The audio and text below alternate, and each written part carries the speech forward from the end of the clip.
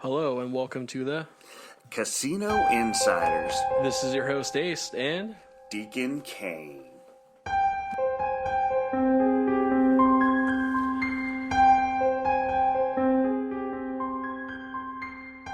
Deacon. What's going on, man? Ace. Dude, last show was pretty sick. It was. Robert came through with some great questions. He really did. And we had another one, but we thought it was kind of special to save for kind of the beginning of this show. Exactly. It's a little long-winded of like a question, but hey. I like it. I think we're going to have a really good discussion in regards to this because I know you have your thoughts. I know I have my thoughts. I think they're pretty much in line, but Yeah. But what comes after the question, you guys are going to be astonished. So make sure you guys stay to the end of this episode. Just so everybody knows, Robert's from Toronto, Canada. Thank you again, Robert. Thank you, Robert. We really appreciate you. And Ace is going to go ahead and read this question. Yeah, so again, this is coming from Robert in Canada. It's possible nowadays to make such small chips, which I think he's referring to RFID chips. Okay. With that being said, if not already being done, could casinos put small chips in the cards and have the shuffler machine read them, therefore taking away the pure randomness of the cards and basically making all live card games just glorified slot machines?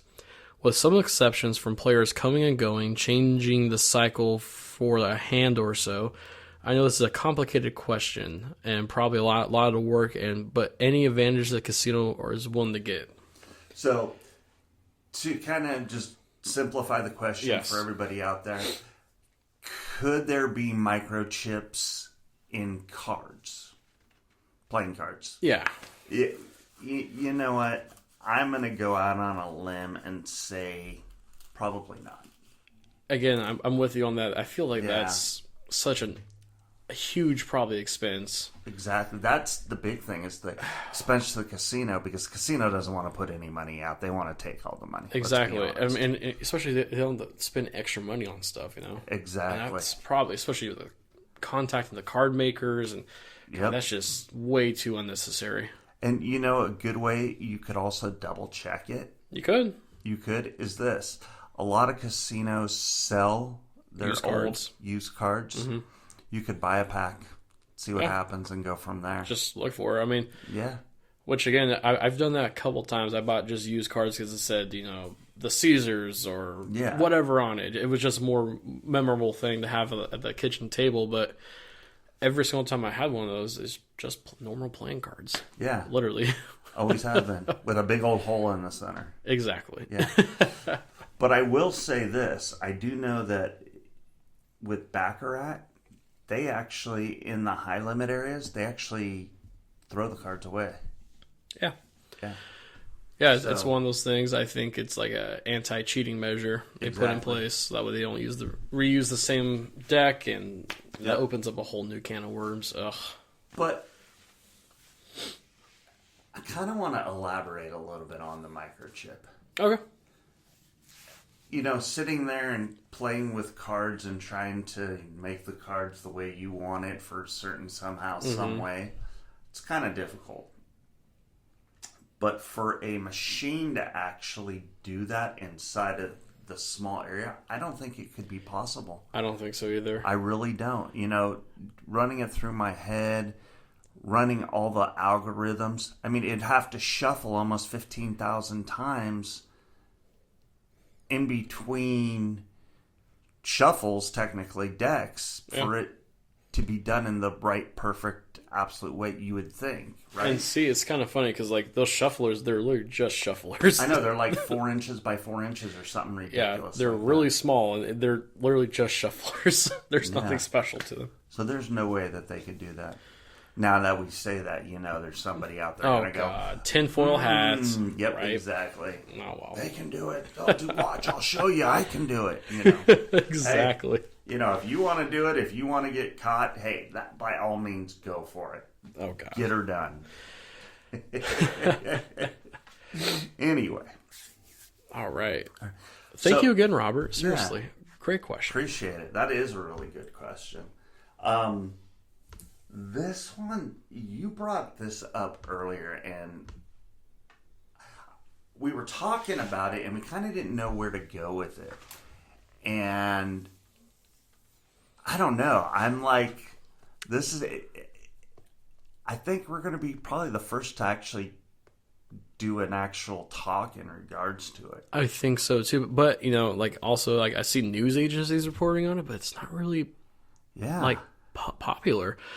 But, of course, we got to do fun facts first before we get to that. Oh, yeah. Come on. We God. love our fun facts around here. I know. I'm so excited about that one. But yes, fun facts. God, no, I'm really excited too, but...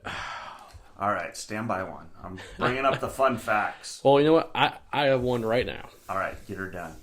So, did you know during the COVID-19 lockdowns and closures of land-based casinos, they have prompted punters to turn to the internet to bet?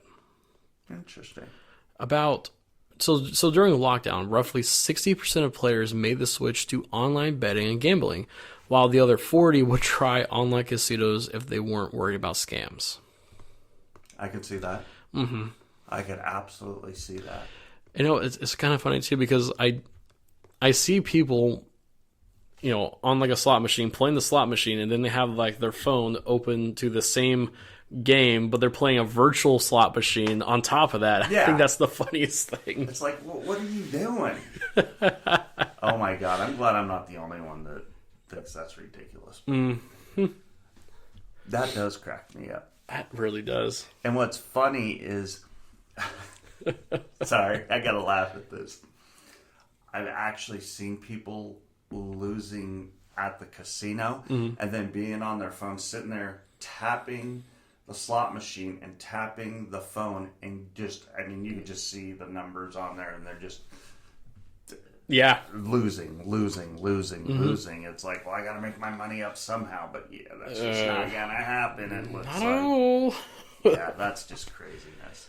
I've got one here. Ooh, lay it on me. So I'm gonna go back to roulette again. Okay. Ooh, man, you and roulette. I don't swear. know what it is lately. It seems to be popping out at me. I might have to go play tonight. I don't know. There you go. So a lot of people don't realize this, but roulette was initially called roly-poly. Yeah, roly-poly. Go figure. Would you want to play a game called roly-poly? I don't know if I would. Just like the whole insect, man. Wow. Exactly. There you go. Roulette is one of the best beginning casino games and is the third most popular game in casinos, preceded only by slots and craps. This game was created in the early 1700s in France, which we talked about. That France has invented a bunch of gambling things. Yes, they like to gamble in France. There you go. The first roulette wheel had black and white pockets rather than red and black, and striped black and white pockets for the 0 and 00 pockets. In 1796, the modern roulette wheel made its debut in French casinos and has become an indispensable part of gambling establishments ever since. I didn't know that last little part. I didn't know that either, man. Yeah, I didn't realize it was originally black and white and they had pockets. That's actually kind of cool how it's evolved. Exactly. And honestly, it's one of those things too. It's like, who back in the 1700s thought of this game, honestly? Exactly. And all the different bets you can do. And oh, yeah. Seriously, man. Craziness. But it does show you that people do want to gamble. People do. Yeah. Oh, absolutely. But it also makes you wonder, how did it in the 1700s go from France and spread out so quickly? I wonder what made it actually spread out so much.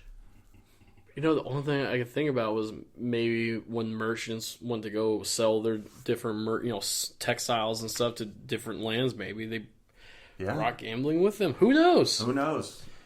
Yeah, I'm interested in knowing. Me too. Might have to figure that out a little bit later. Man, exactly. Another show. So here's a real scary one. Okay. Okay. A man once bet all his possessions on a single spin. Is A this single spin. Is this roulette again, or is this an actual slot machine? It is roulette again, my friend. My God, roulette tables have some of the biggest history-defining moments. Oh, yes, they do. It's crazy. Ashley Revell from Kent sold everything he owned, including all his clothes, and placed the entire amount of 135,300 pounds Oh, jeez. on Red 7. Oh, specifically Red 7. Specifically Red 7. Oh, jeez. Is that just a little psychotic or what? At least to me that is. Wow. All right. Yeah. Lucky for him, his risk paid off. He ended up winning 270,600 pounds and being remembered as one of the people with the craziest bets. That doesn't sound right.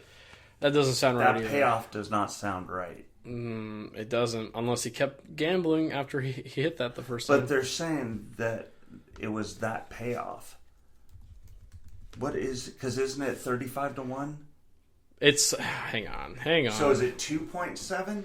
Because the only time you get a 2-to-1 payout is on the special bets, like if you bet black or red. Right, exactly. So he couldn't have bet on Red 7. Unless he just bet on red. Which Because that would double that up if that you just bet on. But would it roughly says be there. on 7 red 7. Or maybe it was saying the ball landed on red 7, but he bet it on red. Because that makes more sense to me. Yeah, that would make, because that would double it up. Yeah, it really would. Yeah. Yeah, because if you do just, if you do like a single number, that's a lot more. So hold on, let's see. Yeah, because it's a 35 to 1 payout. Yeah, that's what I thought. Yeah. 35 to 1. Yeah, which that guy would have been a whole lot richer. So Yeah. he definitely made definitely a side bet somewhere. So hold on, 135,000. I gotta see what this would be. We'll just do 135,000 times 35 equals, that'd be 4.725 million Jesus. pounds. Yeah, again, I'm staring at this. I'm like, that's a 2-to-1 payout for sure, and he had to bet red. It had to be one of those deciding factors. Yeah, it had to be. It had to be a side bet because that guy'd be lucky, or they screwed up on the reporting. They probably screwed that up. Yeah, that wouldn't surprise me. All right. So this is the topic we've all been like waiting for. Oh my God, yes. This is groundbreaking, folks. Did I say groundbreaking? Literally groundbreaking. Because this is going to change betting, I think. Oh man, this is about to make the betting world a lot different, I think. What would you actually call this bet? I would have to say exactly what it's called, a micro bet. Yeah. It literally is a micro bet. A micro bet. Micro bet. But you got to be so specific. Okay, so Here it is, folks. Okay, so imagine this. You sit down. You're like, hey, I have $5, and I want to bet on this very specific thing. I want to bet, for example, a Yankees player. You have to name the specific player. Will hit a home run on the 4th pitch he sees in a given at-bat, which will be a curveball. So the ball has to be a curveball. It can't be a changeup. It can't be it has to be specifically on this pitch for this player. It has to be a curveball or whatever ball. And then it's also spinning. The ball itself is spinning at a certain speed. See, that means that it would have to be revolutions per second. Yeah. So therefore, it would RPM. have to be, yeah. Oh my God. And no, so- RPS. RPS, yeah. But yeah.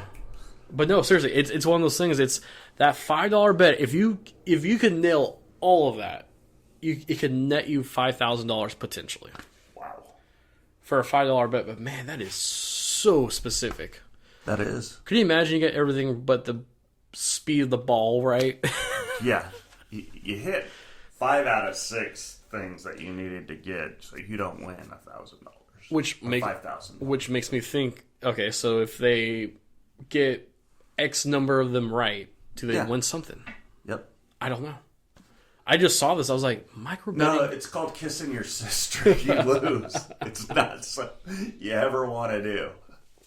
But yeah, no, man, I saw this because honestly, this can make betting a little bit more interesting. It could. Because it's not just like the long, like, oh, I think they're going to win, the blah, blah. This is like, you can make more rapid fire bets. You can make more rapid fire bets, but who's going to win more? I want to say, dude, the house. There's no way, especially being that specific. The house. And I think that 1,000 to 1, I think they're going to have to bump that up. I think if they want to make this successful, they'd have to bump it up. I almost want to say it has to be whatever the bet is, they figure out whatever the potential payout is. Let's be honest. These are also the prop bets. It would be under a prop bet category. It would have to be. Like in the Super Bowl, who's the first 2 points scored? Was it a safety? Was it a running touchdown? Was it, Exactly. First pitch in the World Series, was it a fastball, a curveball, a changeup, a slider? Yep. A rising sinker? You never know. But see, what I thought was insane was, and again, I want to give the credit to ABC News. They're the one reporting on this. Okay. But they said, while comparatively small now, okay, so, just starting out, he estimates that micro betting could constitute $20 billion with a B more dollars worth of bets by 2027. That's an estimate. That's not a guarantee. That's an estimate. 4-year progress of $5 billion a year, basically. Yeah. Holy moly! So that means they'd have to be doing it now. They would have to be, but are they? That's the thing. Are they? And where would it be? Would it be like on a DraftKings, a prize bet? But you wouldn't be able to do it in certain states. Unless there's only one state that made this legal for whatever. I don't know. I'm so curious. I really want to do more research, I think, for a future episode. Yeah. On this, but man, I almost just want to keep following this story to see what it develops to. We're gonna have to update this once every couple of months just to see how it's going, where it's going, what it's doing. Yeah, because I think that's going to be key to a lot of it, is how is the progression going? And with the fraction, does that mean that people can use cryptocurrency? Maybe. Who knows? But yeah, no, this will definitely make sports betting a lot more interesting just because it's a lot more, you can make so many more bets a game. Yeah. But oddly specific bets. Yeah. So I know I used to, when we go to ball games and we'd sit up in the club and watch the game, my buddies and I, we would bet. Okay, we'd get $100 in ones and we would say what that at bat was going to be for that hitter. And we'd all throw $1 on the table. Well, if nobody got what that hitter did, then it would compile up. It would get more and more and more and more. The most I won was $700-800 one time because there was 9 of us playing. And you talk about crazy. But if the last out of the game was made in the 9th inning or whatever extra innings it was, and nobody won, the tip always went to the bartender. Bartender one time made $1,800 off of us. Oh, that's awesome. But he also took really damn good care of us. Yeah. Oh, I bet. I think our bar bill should have been $900. Yeah. So we took very good care of him. Let's just say that. Oh, man. But anyway, folks, you can always contact us at the 2 Casino Insiders at gmail.com. That's the number 2. Yes, exactly. You can also go to www.thecasinoinsiders.com and say hi to our affiliates. Absolutely. Or you can follow us on social media at TikTok. That's right. I keep on forgetting we have the TikTok. I know. At the Casino Insiders. Exactly. On the TikTok. Oh, yeah. We're doing okay on that. Not very well, but we're going to get a little bit better on that. Never know, we may start an Instagram. Who knows? Maybe. We'll see. I don't know. Anyway, and near and dear to our hearts, Always. definitely. If you have a gambling problem and need help, please contact 1-800-GAMBLER. Please. Definitely. Well, that's it for this show. Whew. Ace, Deacon. great job. You too, man. Thank you. And we almost forgot. Deuces!